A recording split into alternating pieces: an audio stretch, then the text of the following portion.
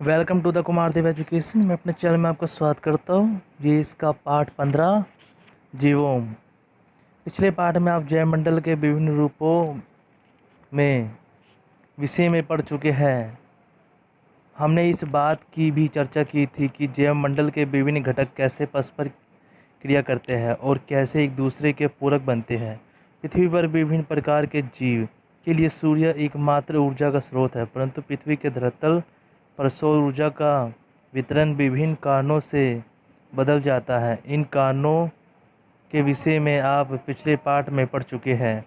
यही कारण है कि गर्म अर्ध से अर्ध ठंडे शुष्क क्षेत्रों में जैविक जीवन में बहुत अंतर मिलता है। अंत विभिन्न भौगोलिक पर्यावरणों में पौधों और पशु जीवन का आकलन हो जाता है। इस संदर्भ में हम विभिन्न जैविक जीवनों और उसकी पारस्परिक क्रियाओं के विषय में अध्ययन करेंगे। उद्देश्य इस पाठ का अध्ययन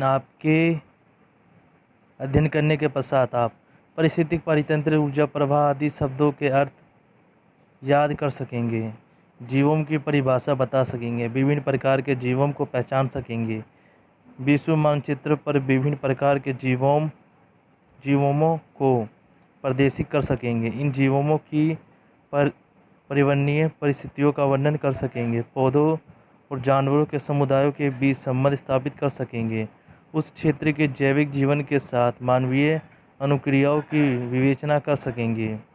जीवों का अर्थ।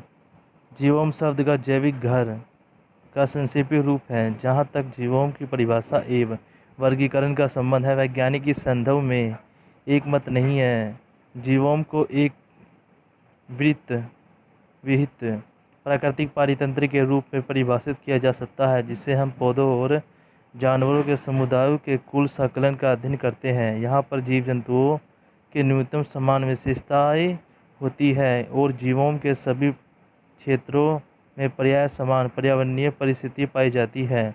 हालांकि जीवों में पौधे और जीव प्राणी समुदाय दोनों सम्मिलित होते हैं, परंतु साधारणतया एक जीवों को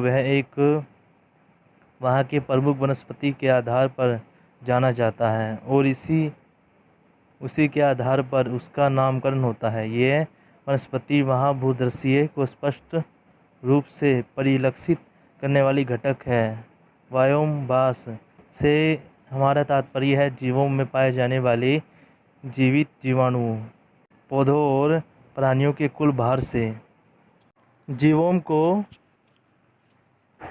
प्रभावित करने वाले कारक। बहुत से कारक हैं जो जीवों के आकार, स्थिति और उसकी विशेषताओं को प्रभावित करते हैं। महत्वपूर्ण कारक निम्न प्रकार हैं।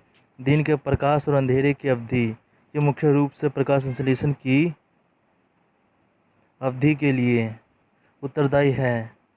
औसत तापमान तथा ताप परिसर। चरम सीमाओं को जाने के लिए दैनिक तथा वार्षिक दोनों। वर्धन काल की अवधि। वर्षन उसके अंतर्गत वर्षन की कुल मात्रा एवं समय और तीव्रता के अनुसार इसमें परिवर्तन सम्मिलित है। पवन प्रवाह, गति, दिशा, अवधि और अंतराल सम्मिलित है। मृदा प्रकार, ढाल, अपवाह, अन्य पौधे और पशु जातियाँ। जीवों का वर्गीकरण के दो प्रमुख आधार हैं। इस भाग में हम दो वर्गीकरणों की चर्चा करेंगे जो औसत और सब जगह प्रयोग किए जाते हैं। इन दो वर्गीकरणों के आधार और इनके विभिन्न प्रकारों की चर्चा नीचे दी गई है। वायुमंडल के आधार पर, जिसमें आर्द्रता की उपलब्धता पर विशेष बल दिया गया है। इस आधार के अनुसार जीवों का निर्धारण आर्द्रता की उपलब्ध मात्रा के अनुसार किया जाता है। जहाँ आर्द्रता प्रचुर मात्रा में उपलब्ध होती है वहाँ वन व्योम की प्रधानता रहती है, और जहाँ आर्द्रता कम होती है वहाँ मनुष्यतलीय जीवों की प्रमुख पेतन जीवों में तापमान की दिशाएं विभिन्न उच्चवक्षों और विभिन्न अंशों के मध्य भिन्न भिन्न होती है। परिणाम स्वरूप प्रत्येक जीवों को उप विभागों में बांटने की आवश्यकता पड़ती है। इस वर्गीकरण के अनुसार जीवों के 4 प्रमुख प्रकार हैं: वन्यजीवों, सहवनजीवों, घास भूमि जीवों, मनुष्यतलीय जीवों। जलवायु एवं वनस्पति के आधार पर इस वर्गीकरण का तथ्य है कि पौधों और प्राणियों जातियों के विश्व में वितरण प्रतिरूप का विश्व के जलवायु प्रकारों से घनिष्ठ संबंध है। अंत इस संबंध के आधार पर विश्व को विभिन्न जीवों में विभाजित किया गया है। जीवों का सबसे प्रमुख घटक वनस्पति है, क्योंकि वनस्पति और जलवायु का घनिष्ठ संबंध, इसलिए विश्व को जलवायु के अनुसार विभिन्न जीवों में बांटा जा सकता है। इन जीवों आधारित जीवों को वनस्पति के आधार पर विभिन्न उपभागों में बांटा गया है। नीचे दी गई सारणी संख्या 15.1 में देखिए। वायु और वनस्पति के आधार पर जीवों का वर्गीकरण। प्रथम क्रम के जीवों जलवायु आधारित, द्वितीय क्रम के जीवों वनस्पति पर आधारित, तृतीय क्रम के जीवों जलवायु और वनस्पति पर आधारित। उष्णकटिबंधीय वन जीवों, सदाहरित वर्षा वन जीवों, अर्ध सदाहरित वन जीवों, वनस्पति वन जीवों, अर्ध वनस्पति वन जीवों, वनोनी वन जीवों, दलदली वन जीवों, सवर्णा जीवों, सवर्णा वन जीवों, सवर्णा घास भूमि जीवों, मनुस्थलीय जीवों, सूक्ष्म मनुस्थलीय जीवों, अर्ध सूक्ष्म जीवों। उष्णकटिबंधीय बोरियल वन जीवों, टैगा वन जीवों, उत्तरी अमेरिका जीवों, एशियाई याटिक जीवों। शीतोष्ण कटिबंधीय पर्णपाती वन जीवों, शीतोष्ण कटिबंधीय घास भूमि जीवों, भूमध्य सागरीय जीवों, उष्ण शीतोष्ण जीवों। पर्वतीय वन जीवों, उत्तरी अमेरिका जीवों, यूरोपीय वन जीवों, सोवियत स्टेपी जीवों, उत्तरी अमेरिका पेन जीवों, पंपा जीवों, ऑस्ट्रेलियन घास भूमि जीवों, दक्षिणी गोलार्ध जीवों। ट्रूडा जीवों, अंटार्कटिक ट्रूवा जीवों, अल्पलाइन ट्रूडा जीवों। सारणी 15.1 से ये है बिल्कुल स्पष्ट है कि विश्व के विभिन्न भागों में बहुत से जीवों पाए जाते हैं। विस्तृत अध्ययन के लिए 3 जीवों प्रत्येक जलवायु कटिबंधीय से एक जीवों को चुना गया है। वह 3 जीवों में है सदाहरित वर्षा वन जीवों, शुष्क उष्णकटिबंधीय घास भूमि जीवों, अंटार्कटिक ट्रूडा जीवों। सदाहरित वर्षा वन जीवों। भौगोलिक पृष्ठभूमि, यह जीवों विषुववृत्त वृत्त के दोनों ओर 10 सेल्सियस अंशांश तक विस्तृत है। इसके अंतर्गत दक्षिण अमेरिका की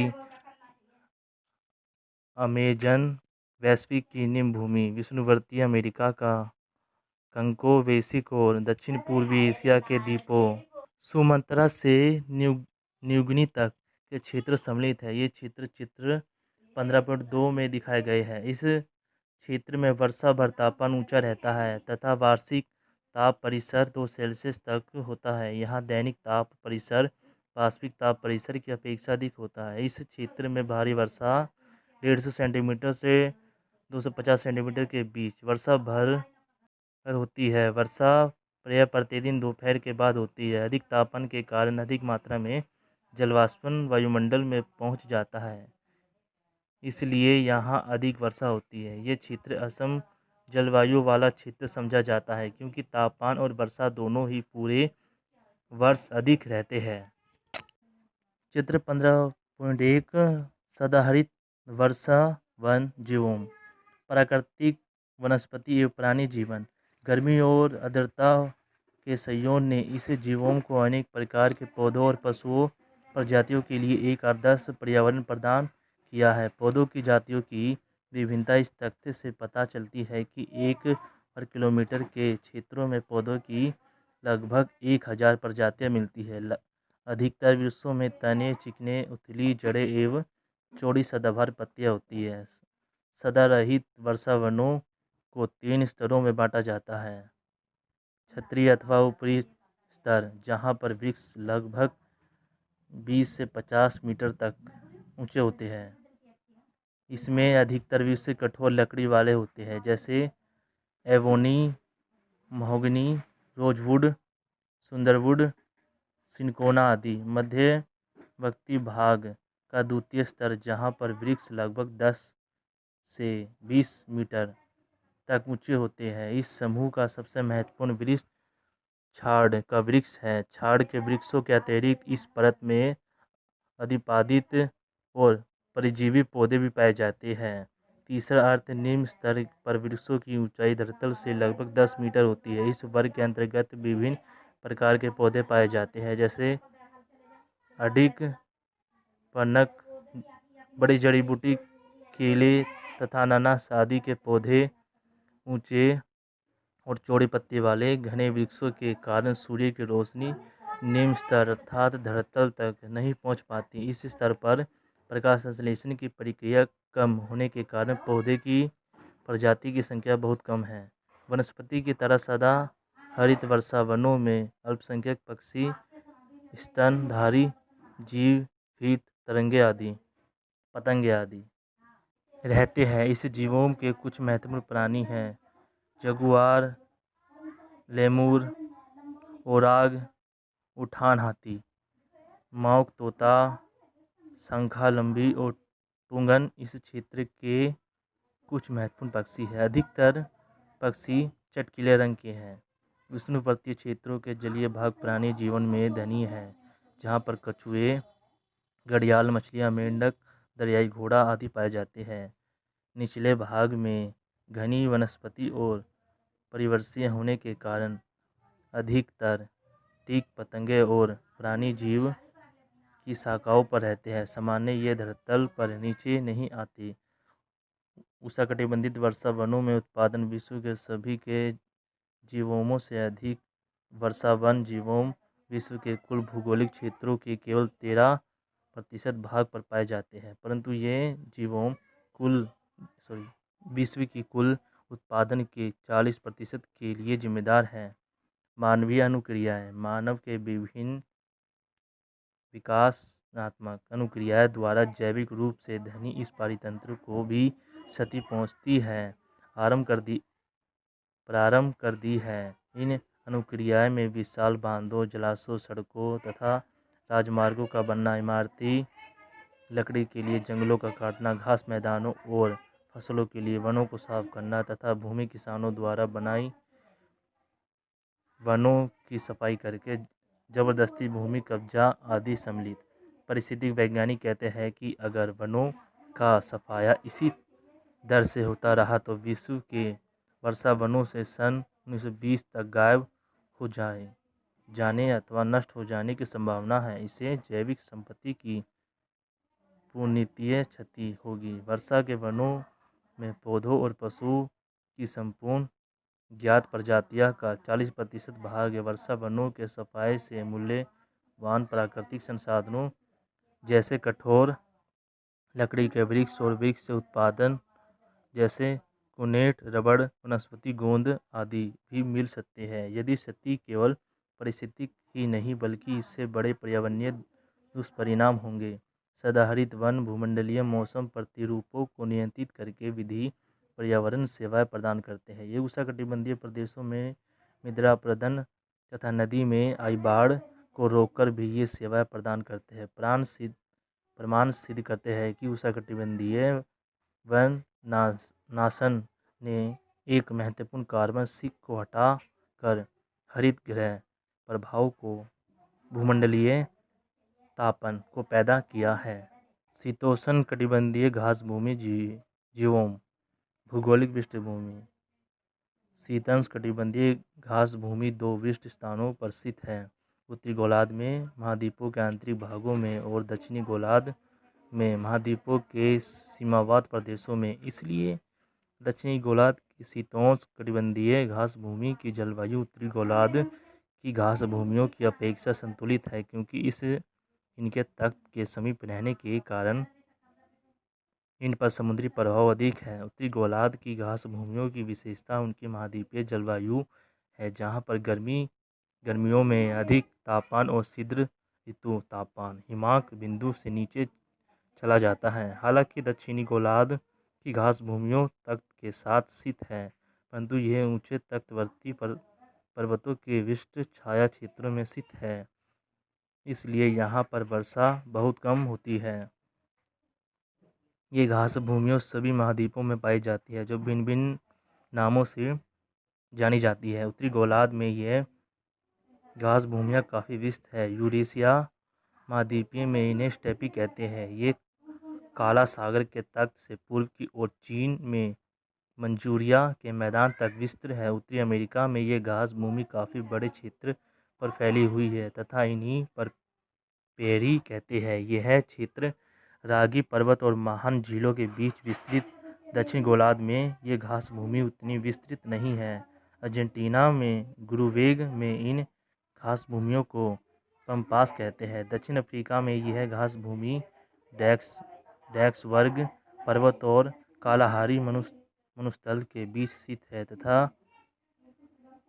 इन्हें वहाँ ब्लेड कहते हैं। ऑस्ट्रेलिया में इन घास भूमि के डाउन्स कहते हैं तथा ये दक्षिण ऑस्ट्रेलिया में मरे डार्लिंग नदियों के द्रोही में स्थित है। यह सभी घास भूमियाँ शीतोष्णकटिबंधीय में स्थित है, इसलिए इन्हें शीतोष्णकटिबंधीय घास भूमियाँ भी कहते हैं। ये देखिए, पेरी स्टेपीज, मंचूरिया घास भूमि, पम्पास, ब्लेड डाउन्स, कैटबेरी घास मैदान।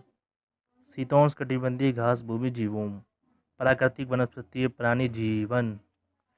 यहाँ पर वर्षा पर मात्रा इतनी कम है कि पेड़ नहीं उग सकते, परंतु वर्षा की मात्रा घास उगने के लिए पर्याप्त है।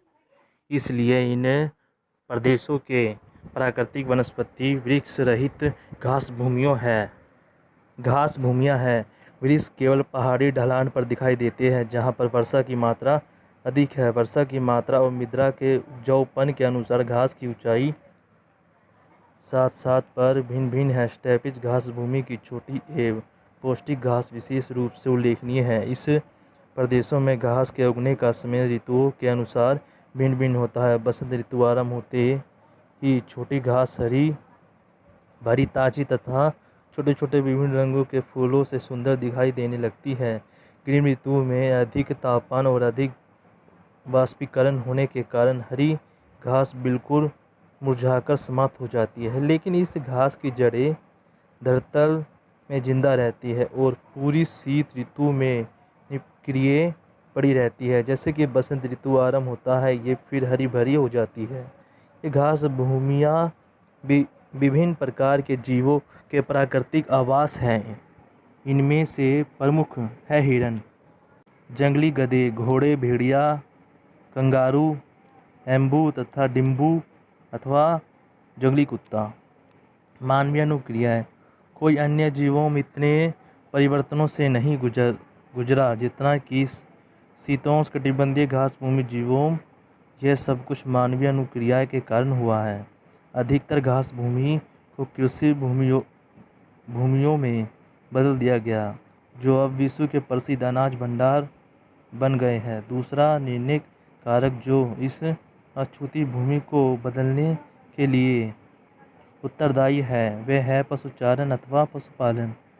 आज इस तरह की अछूती घास भूमि मुश्किल से देखने को मिलती है। बड़े पैमाने पर जानवरों के शिकार करने के कारण कुछ जानवरों की संख्या बहुत कम हो गई है और कुछ जीव विलुप्त हो गए हैं। उदाहरण के लिए बहुत से जानवर की प्रजाति जैसे हिरन, ज़ेब्रा, शेर, तेंदुआ आदि यूरोपीय आप्रवासियों द्वारा बड़े पैमाने पर शिकार करने के कारण अफ्रीकन ब्लेड से गायब हो गए हैं। यहाँ पर प्राणी पर पौधे की नई प्रजातियों के आरंभ करने की देसी वनस्पति का संगठन बिल्कुल परिवर्तन हो गया है। उदाहरण के लिए ऑस्ट्रेलिया में यूरोपियन लोगों ने भेड़ पालन शुरू करने के कारण वनस्पति संगठन बदल गया है। पहले की वनस्पति यहाँ के देसी धनी प्राणियों के लिए उपयुक्त थी। इसी तरह ऑस्ट्रेलिया की शीतोष्णकटिबंधीय घास भूमि में फलीदार वृक्षों की खेती आरंभ करने के कारण देसी सदाबहारी घासों की सैकड़ों प्रजातियां दबकर रह गई हैं।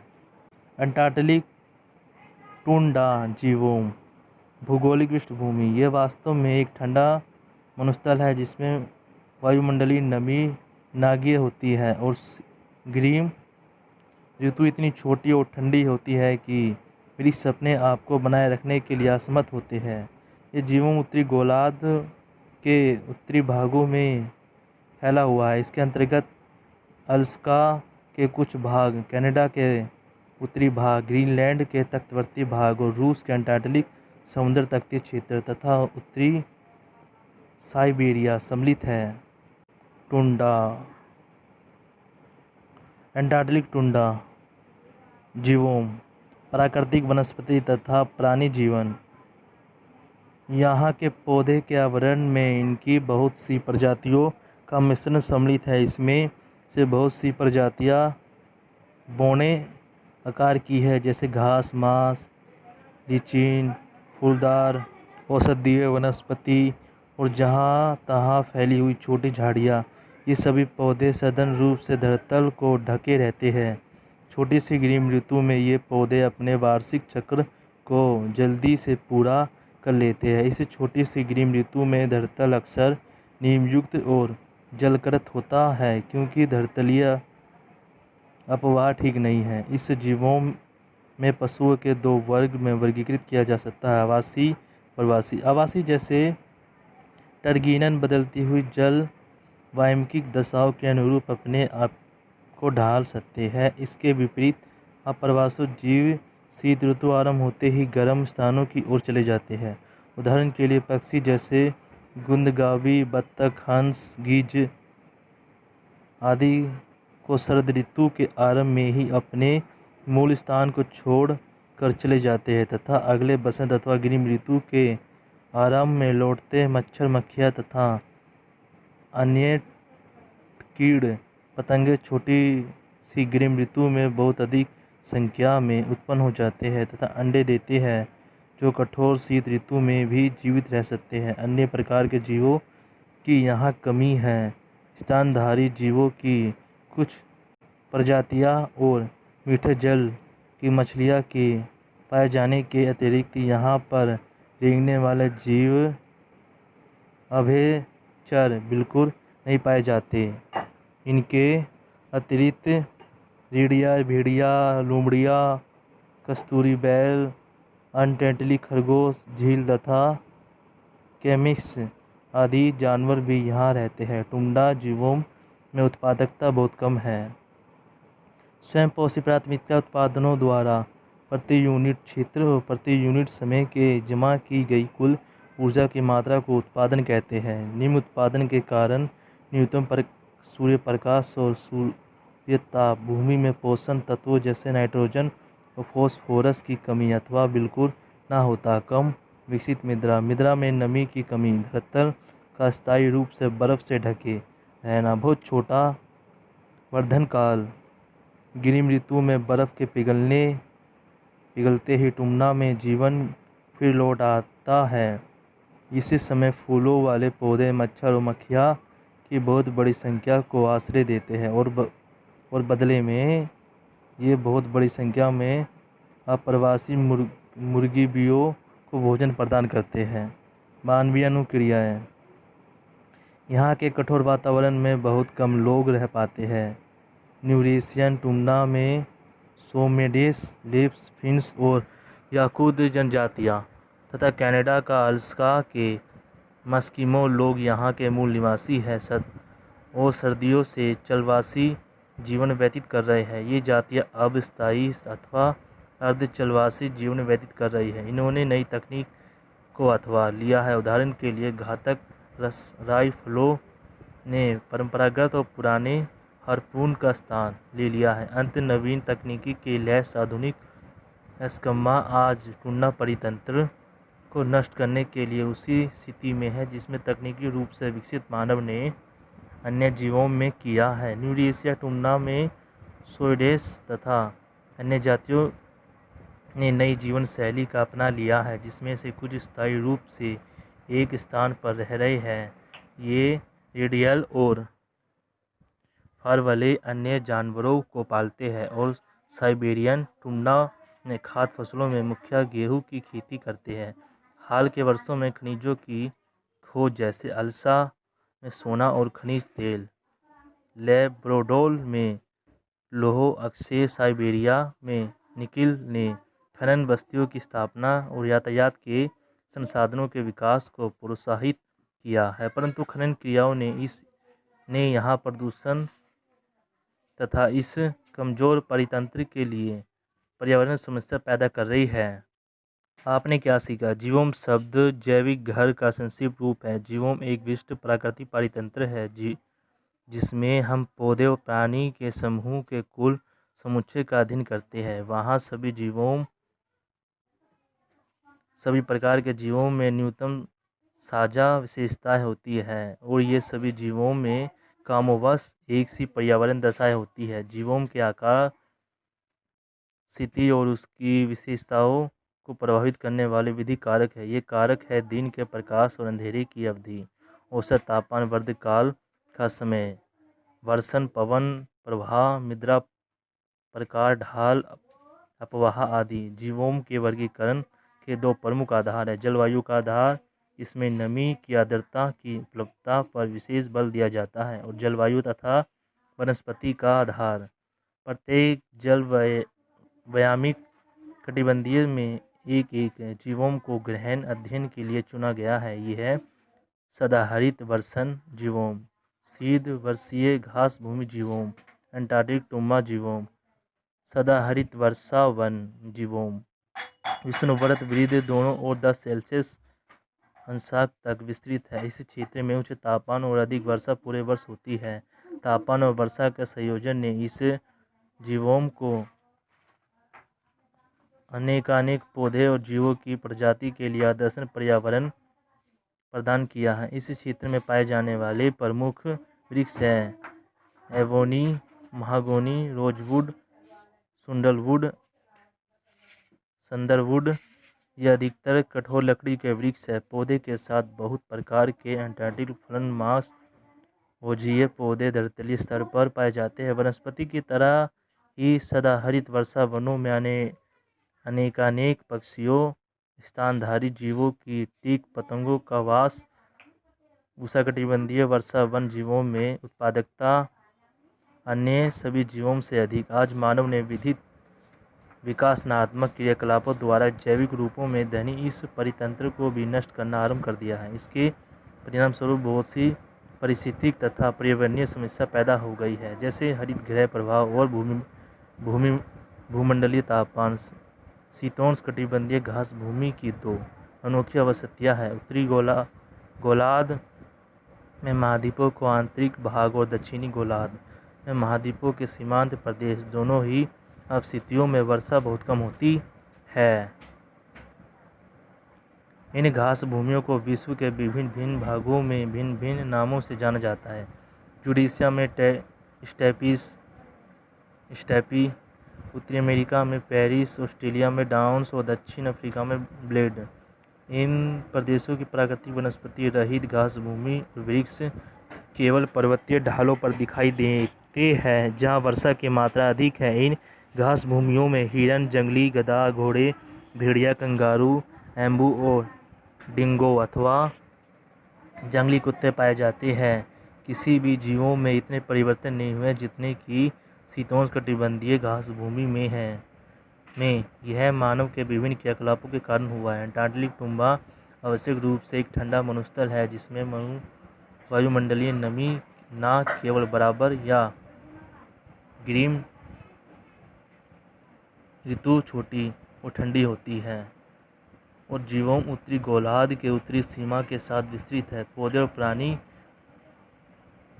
की जाति यहाँ कम है, जहाँ पर धरातल बहुत सी प्रजातियों के मिश्रण से भरा हुआ है।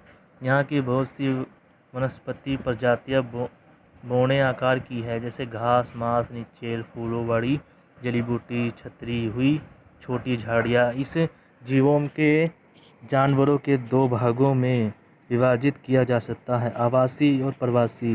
घड़ियाल, भेड़िया, लोमड़ी, कस्तूरी बैल, अंटार्कटिक खरगोश, झील और लेमिस यहाँ के प्रमुख जीव हैं। कठोर पर्यावरण के कारण यही जनसंख्या कम है। यूरेशिया में सेमोडेंस, लिप्स, फिन्स और याकूत जनजातियाँ। कनाडा और अलास्का के एस्किमो यहाँ के मूल निवासी है और सर्दियों में जलवासी जीवन व्यतीत कर रहे हैं। इन्होंने शिकार करके टुमना के जीवन को नष्ट किया है। अब इसमें से बहुत सी जातियां स्थायी जीवन व्यतीत कर रही है। हाल के वर्षों में खनिज पदार्थों की खोज से खनन बस्तियों के विकास को प्रोत्साहन मिला, लेकिन खनन प्रक्रिया ने प्रदूषण और के कमज़ोर परितंत्र के लिए पर्यावरणीय समस्याएं खड़ी कर दी हैं। दोस्तों चैप्टर खत्म हुआ। वीडियो अच्छी लगी वीडियो को लाइक करें, चैनल सब्सक्राइब करें। वीडियो कैसी लगी हमें कमेंट पे जरूर बताएं।